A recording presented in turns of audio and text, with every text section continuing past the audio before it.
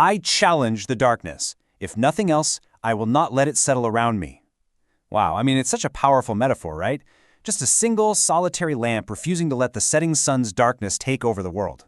And this wasn't just some abstract poem. This was the exact fable told by a man who literally stood up to an entire state apparatus, armed with nothing but a ledger book.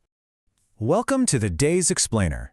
Today, we're diving into the chilling, true crime investigation and, honestly, the heroic sacrifice of Jaswant Singh Khalra.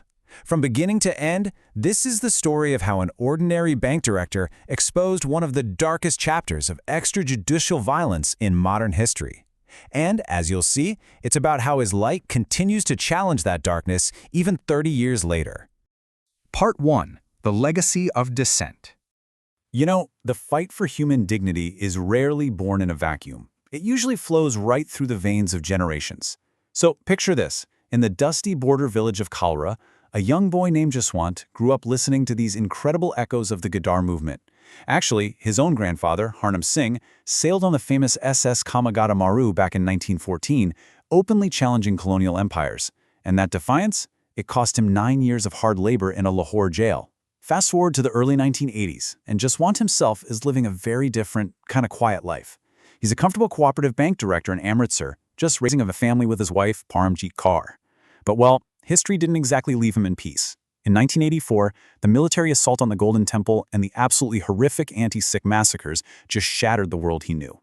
As the 80s bled into the 90s, during a really brutal period of counterinsurgency, Khalra's friends, his colleagues, and even just ordinary citizens began vanishing into police stations without a single trace. And it was here that this ordinary banker experienced a profound awakening. He realized, he could no longer just sit there and count money in a bank. He had to count the lives being stolen by the state. And that realization right there was the birth of a relentless human rights defender. Part 2. The Logic of Ashes. So, by the 1990s, security forces in Punjab actually believed they had perfected the art of the perfect crime. They abducted, executed, and just claimed the dead had simply crossed borders. But Khalra found a fatal flaw in their whole machine. 300 kilograms.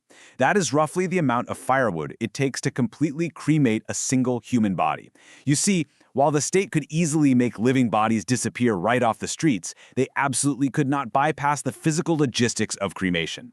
While official police claims were telling these frantic families that missing youths had simply fled abroad or, died in random crossfire, Khalra's meticulous discovery told a totally different story.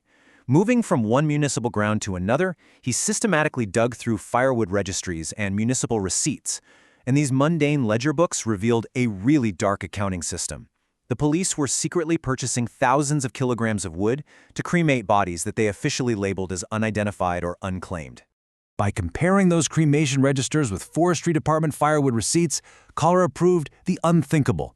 In the Tarn Taran district alone, police illegally cremated over 2,000 Sikhs. And to cut costs and destroy evidence faster, they were often burning multiple bodies on a single pyre.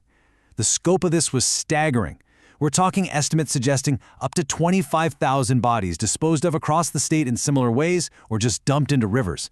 So on January 16, 1995, Khalra bravely made these findings public. He published a press note titled "Disappeared and Cremation Grounds." He proved undeniably that these missing people weren't just statistics anymore. Their ashes were literally a roadmap of extrajudicial killings. Part 3. Refusing to be silenced. Now, as you can probably guess, when you expose the state's darkest secrets, the system strikes back. But Khalra, he took his evidence straight to the international stage. In the spring of 1995, he traveled to Canada and the UK, speaking directly to parliaments and human rights groups. In fact, this is exactly where he told that famous story of the lamp challenging the darkness. And while he was abroad, he was actually offered political asylum, because literally everyone knew his life was in imminent danger. But he famously turned it down. He knew his work in Punjab was unfinished. He felt he just had to go back. So he returned to Amritsar despite facing some truly chilling, direct threats. Senior police officials were absolutely furious. According to the records, he was directly threatened by officials, including a horrific warning from Inspector General Ajit Singh Sandhu, who straight up told Khalra, "We will make you the 25,001st disappeared." And tragically, they acted on that threat. At 9:20 a.m. on September 6, 1995, in broad daylight, Jaswant Singh Khalra was simply washing his car outside his home in Kabir Park, Amritsar. Uniformed officers arrived in a sky-blue Maruti van, escorted by an armed police gypsy, and abducted him right there in front of witnesses. He was held in secret detention and brutally tortured for nearly 2 months.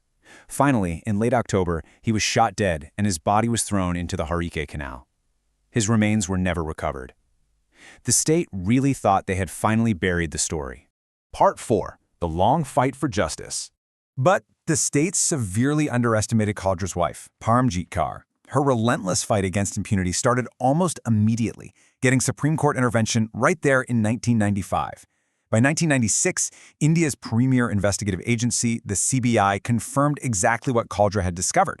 They found the records of the 2,097 illegal cremations in Tarn Taran, and they confirmed the police had murdered him to cover it all up. Now, the trial itself dragged on for a decade. It was marred by witness intimidation, even the suspicious death of a key accused officer. But finally, in 2005, a trial court convicted 6 Punjab police officials. And later, in 2011, the Supreme Court of India upheld their life sentences. This final verdict was a huge, watershed precedent in India's human rights jurisprudence. The historic conviction of these 6 officers proved that even those wearing a uniform cannot entirely escape accountability for custodial killings and enforced disappearances. It was a massive, documented prosecution that ultimately validated everything that Khalra had sacrificed his life to expose. Part 5. An inextinguishable light. The state tried their hardest to erase him, but 30 years later, Jaswant Singh Khalra is far more well known today than he ever was during his lifetime. His work absolutely shattered the wall of state impunity and laid the foundation for global human rights data analysis. He inspired a whole new generation of activists. Today, his name echoes in international parliaments, in films, and just recently, a public elementary school in Fresno, California, was even named in his honor. By trying to silence him, the state basically amplified his message 100-fold. So I want to leave you with this final provocative thought. Jaswant Singh Khalra was an ordinary bank manager who just refused to look away when his community was suffering. He used the state's own mundane paperwork, literal firewood receipts, to expose crimes against humanity. So, if one person can challenge the darkness and expose a state's darkest secrets using only a ledger book, what is our excuse for staying silent in the face of injustice? Thank you so much for watching this explainer. Keep questioning, keep learning, and I'll see you next time.